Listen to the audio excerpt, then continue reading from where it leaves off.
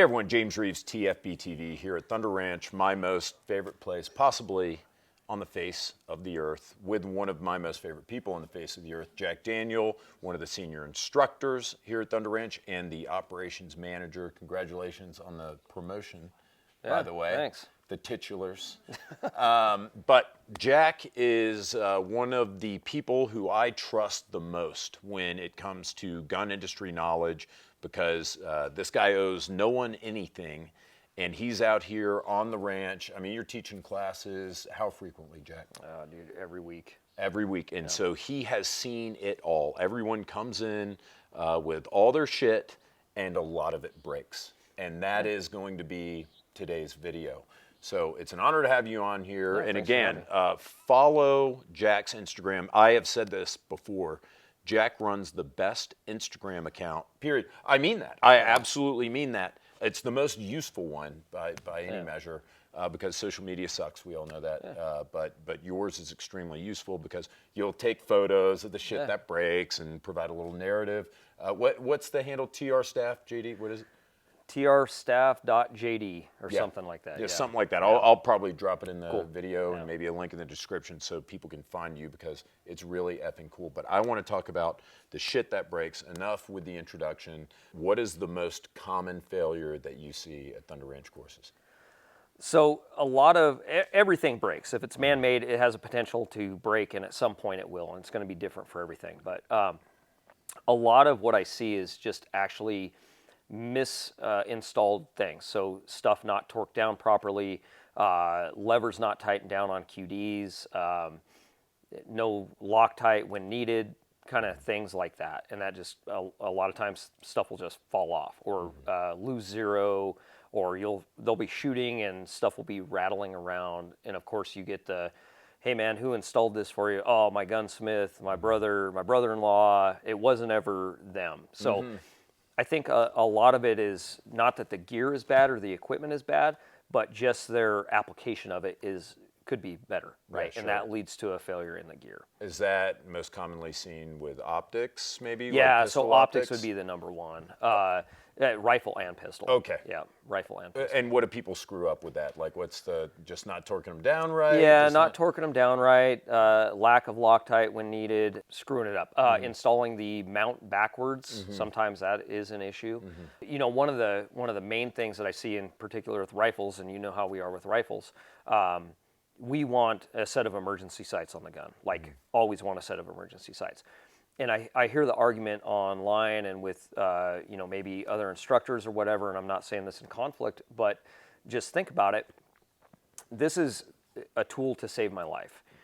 And that tool can go down. And if my primary sighting system ran out of batteries, it's not necessarily even a breakage all the time. It can just be the batteries died at this exact moment, which I've seen every week. Then they have no backup sights on the gun. To that point, again, a lot of times people will put those backup sights on and then never zero them. So they'll throw them on there and zero the red dot. They'll never zero the emergency sights. So we're just like, hey man, turn your red dot off and let's get to work on the emergency sights. And they can't hit, you know, a man-sized target at 100 yards. So cheap knockoffs of things. So somebody will buy, first and foremost, it costs some money to get here. Like regardless of the class that you go to or the instructor you're going to, you're paying some money. You got some skin in the game. Especially here. I mean, it's hard to get here. You know, you got the investment of the class, ammo, all that kind of stuff. And I see people, they'll make that investment, but then they will make a purchase that may not be, maybe the gun store guy sold them it, maybe they saw some video by a less than honest person, influencer, whatever you want to call it, or they got just bad info from, again, their brother-in-law gunsmith. And so they'll buy the class, they'll put the investment in, and they'll show up with a cheap red dot, say, or they'll show up with a really good one, but then they'll throw it in a cheap mount because they think it's just as good. They got it on Amazon, they got it whatever, and the metallurgy is just not there. So of all the optics problems that I see, I would say the mounts are probably the number one failure. Either, again, mistorqued, misapplied, or it's a cheap mount with cheap metallurgy that breaks. What's the bigger crime to you? Jack? Somebody who says, you know, screw it, I'm going to buy like a cheap China optic from Amazon, or the guy who buys like the aim point, but then puts it in the Monstrum $29 Yeah, mount. that's the one. That's horrible. Like, hey man, it all costs money, but you know, you bought a $900 optic and then you throw it in a piece of shit mount. Like, yeah, dude, it's you're amazing. setting And you yourself see those up. go down all the time. Yep. Yeah, 100%. Okay. A lot of times too, the screws are a weak point on the cheaper mounts. So they'll strip the heads off the screws because you know, they're a softer like pot metal type thing. Or the mount will bend and break after some use. And you know, you've been in class with us before. I mean, we're running it hard. We're not torture testing gear and doing drop tests and stuff like that. There's people that do that. We're training hard, and we're putting the gun and you, the shooter, through some things that we think you might see. Sling mounts, that's another one. I see sling mounts come off all the time. It's just they didn't get the M-lock lined up and it busts off, or they didn't torque it down properly.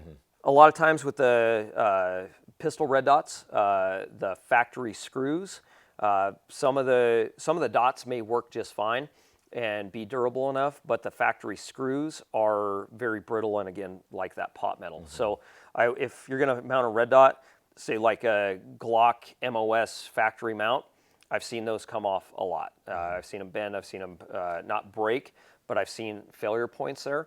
So I would look to the aftermarket for that and do your research, do your homework, and buy a good quality factory plate if you require a plate, and then good quality aftermarket screws as well. We talked about this a little bit earlier. Plates, potential point of failure. You see them 100%. go down Oh yeah, yep. pretty frequently. Yeah, and again, is it the plate or the installer? Hard to say. Yeah, hard to say. But I would say it's the installation that's actually the problem versus a plate. But I've seen, again, those plates, the factory plates, the cheaper ones, again, Glock, not to bag on a Glock because I love Glocks. Yeah, sure, we both love do. Glocks. Yeah. I would absolutely not use the factory plate. Wow. Me personally, because I've seen them come off.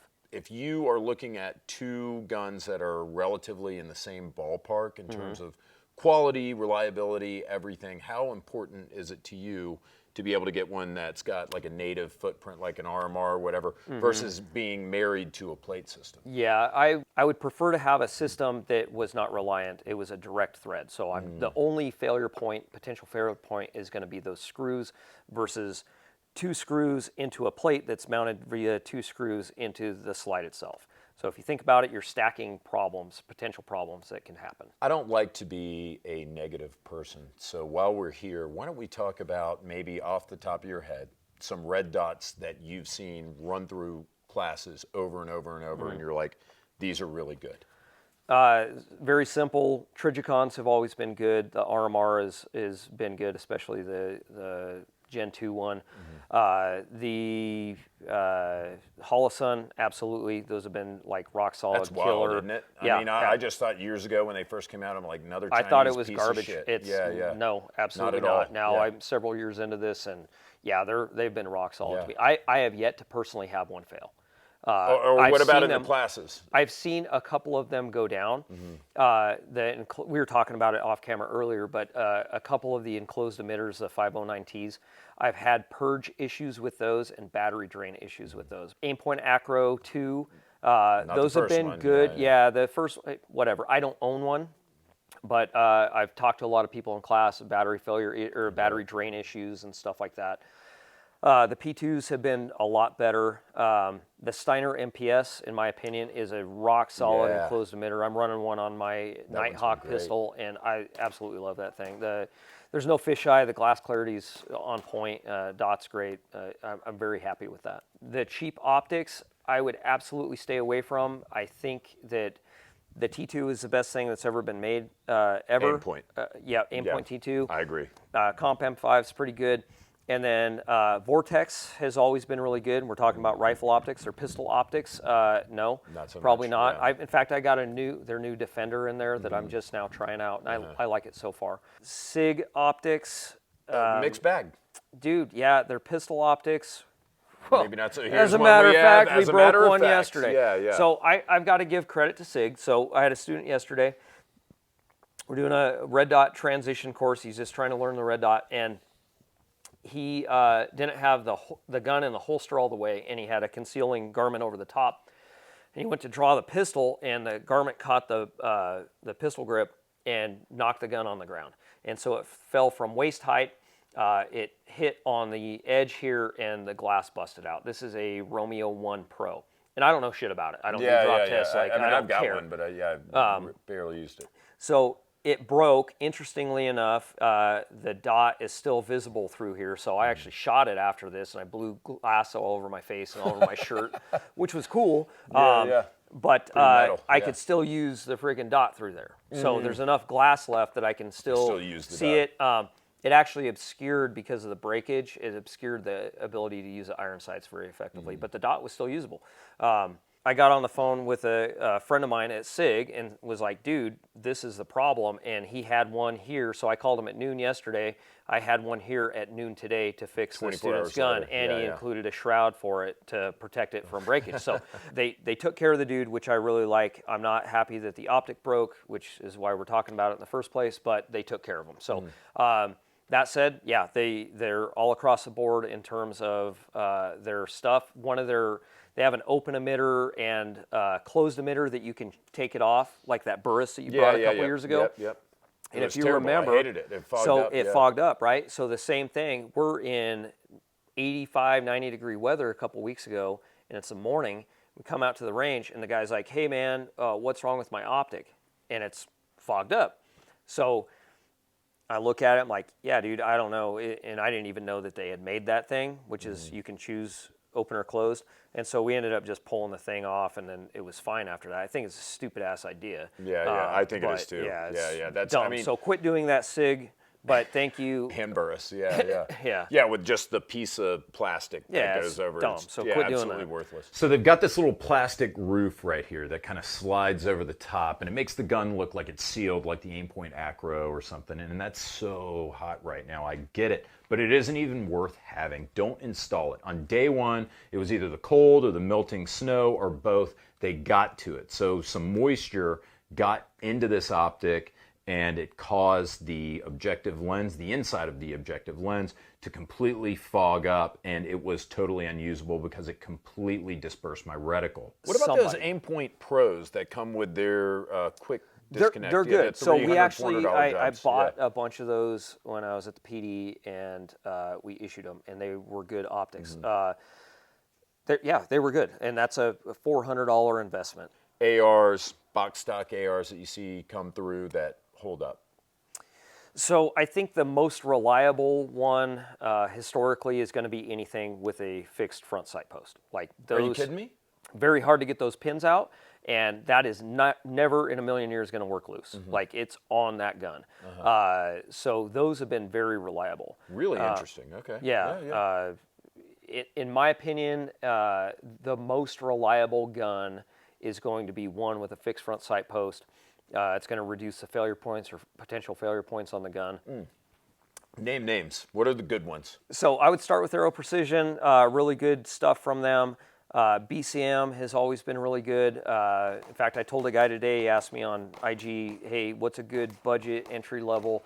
Just buy an Aero lower and buy BCM upper. Like that's done. You're magic out for sauce. Probably less or around $1,000. Yeah. Yeah, and it's gonna work forever. Let's see. Sons of Liberty has been good. Colt, depending on the era, has been good. FN has been really good. And we're just talking about AR-15 rifles right now. Daniel Defense has always been really good, except I would take their buttstock and their stupid pistol grip off and throw it in the garbage, and then put a Magpul one on. Yeah, sure. Because those rock. Cheap magazines. Buy Magpul PMags. Those are awesome. There's a couple metal mags that I like. The Sure Feeds have been good for me. Old Colt mags have been okay, but your stuff is a disposable commodity. If that is old bustedness, get the F rid of it, right? Your feed lips are bent, get rid of it. Don't keep it as a training mag. I mean, you've heard this from us, you've heard it from Clint forever. If I wouldn't have a bad magazine. It's not my training mag, it's not anything. It is garbage. So get rid of it if you can't replace the spring and follower. Right? It's dead to you. Quality backup sights, properly mounted. I see a lot of them come through on backwards, like the MBUS. Oh yeah. People love Dudes doing will mount those them on backwards. backwards. Yeah. I'm like, what are you doing, bro? So Magpul Pro iron sights, like that's, again, we're talking about gold standards. If you want to flip down sight, that's really good. Troy have been really good. Daniel Defense, the solid A1.5 or whatever, Yeah, I know the what solid you're talking about. upright Yeah. ones, dude, bomb proof, like really, really good. Don't buy cheap backup sights, man. Those are emergency sights. If I'm going to depend on my optic to win the day, then you better have something else on there in your emergency if that goes down, because it's obviously a really bad day. Shit other than was designed to be put on the AR-15 rifle. So that thing came out. It's in there now, but it got jammed down into my bolt carrier group there. So what did it do to the rifle? Oh, it's totally stopped it. Yeah, that thing's. See? Awesome. See how it's sheared off back there? Cool. It's threaded in, but the shearing sheared it off. That sucks. Yeah, that's that lowers about $2,000. The market is rife with stuff that you don't need, right? And people are making money on it. I didn't say it was garbage, but dudes, I've seen it, like fancy safeties and ambi stuff, and you can put whatever you want on your rifle that you want, but I've seen a lot of failure points or it interfering with your ability to actually run the gun. So like an ambi safety that when I try to put the safety selector in the fire, my fingers now, my trigger finger is interfering with the safety actually being able to be disengaged, right? So that's stupid. Or a big giant hump back there that I have to go on. Ryan, the camera guy, was shooting a rifle of mine last year in a night vision class, and and I'm not talking trash about anybody, but I had a Radian safety selector on my rifle. And Ryan comes back and he goes, "Hey man, your gun's broke." And I'm like, "Okay, awesome, that's cool. What happened?" And the safety selector actually fell off, so you couldn't use the gun. So how is that benefiting me? Should I, if I'm right-handed, should I have an ambi safety? I personally wouldn't. I don't like them at all because, and this is personal preference and things I've seen them interfere with the ability to run the rifle, and I've seen them inadvertently get switched into fire mode by catching on gear and stuff like that. Yeah, that'd be awful. Ambi charging handles, all day long. Dude. Yeah. Arrow breach, which is super rad. Radian, The Raptor. the Raptor, super rad. The SD one, I really like. Silencer Co. Dude, if you look at my page, I'll show you. I've seen every one of them I've seen ever has failed. Like the pins fell out here. Yeah, I guess they fixed it. I'm not talking trash. I think they have. I'm Yeah, just no, saying. and you're not. That's not the point of this. Again, that's why we have you on here, because like, you owe no one anything. Yep. Like there's a company called, it starts with an O, and they have flashlights. Oh, like, okay, gotcha. And so they have one that you can take off the rifle, you can put on the rifle, and then it has a magnetic thing that is like a pressure switch. I do every one of those I've ever seen, either all the parts fell off, or the light fell off, or the switch fell off, or something. But I start at Streamlight, if we're talking about flashlights. I'm not a fan of the TLR series. I used them for a long time because that's what was issued to me as a police officer, and it's not my favorite at all. And I see a lot of them fall off guns. That's another thing. They come untorqued from the side of the gun and they fall off. So Streamlight is kind of the baseline for me. They make some really good EDC lights and pocket lights and stuff like that. And some I've been weapon coming lights around. that are I've been coming around. good. Like I was Surefire only for a long time, and I've been coming around to Streamlight. Yeah, stuff. so not bad. Then Surefire is the next step up, and that is what I consider the gold standard. How I compare all lights to. I really like Surefire stuff. Been using them for freaking 20 years plus, and I love them. Also equal to, and there's different things I like better or worse than Surefire. That is Mod Light, super rad lights, and then Cloud Defensive. The X300 on a pistol is what I consider the gold standard, and M600 on a rifle is what I consider the gold standard. Slings, man, you're going to have a rifle and you're going to bet your life on it. There's no such thing as just as good. We were talking a little bit earlier. I think Blue Force gear is my gold standard. Same here. I didn't say it was the best. I just said that I compare everything else to that. buy a good sling, man. If you go into pick your Bass Pro Shops, Cabela's, Sportsman's Warehouse, whatever, and it's on the rack there, it's probably a piece of shit. I mean, just telling you straight up. I mean, seriously. they got some Magpul stuff there. I don't like Magpul slings. Sorry, Magpul, I love you, but your slings are, I don't like. Dude, this is insane. Feed the webbing strap through the front sling loop. Push webbing strap through the keeper. Motherfuck. And you know, where the fucking, how the fuck do we get that cocksucker on? But buy a good sling. We're doing defensive pistol 2 this week. Okay. I want to show up for defensive pistol 2. What handguns have you seen come through? Like, I mean, talk to me honestly, no shit assessment. Glock, do they run? Yep, all the time. Can you buy a bad Toyota? Yep. But yeah, I have seen very few Glock failures, and even the ones that failed, like something broke, they still were able to run. That's pretty cool. Right. Smith & Wesson, the M&P series, how are those doing? Those are really good. Smith & Wesson, we are friends with many of the people there, and they sent out a couple to us as gifts, and they didn't work. So we're sending them back. Now, that said, they got right on it, and they're fixing the problem, and they listened to what the problem was, and they're going to fix them. But other than those 3 pistols, every one I've seen has worked. So Smith & Wesson M&Ps, they come through the class, and they work great. They work great. HK. Yeah, always. CZs. Yeah, what about CZs those? have been rad. Really? Yeah. Okay. Yeah. No, I love CZ. They're great. Some of the raddest shooting guns that I've shot personally have been CZs, like the single action ones. Super rad. Now, some of the edges on them are very sharp, and you walk around with bleeding all over. I'll show you some pictures. Dudes just with bloody hands. But the CZs, as far as mechanical function, they've been awesome. And I'm sure I'm missing a few, and I'm going to make people cry. And people in the comments going to be what upset. About but, this? Fuck them. Fuck them, Jack. We're drinking wine. Yeah, look, we're having some Franzia. We're enjoying the sun's going down. Yep. The wine's hitting Cheers, hard, and so are the takes from my good personal friend, Jack Daniel. Guys, thank you so much. We're going to have to do a volume 2 of this. Yeah. We're just going to have to do this next time we come out here. Guys, stay tuned. We're bringing you more from Thunder Ranch. Cheers.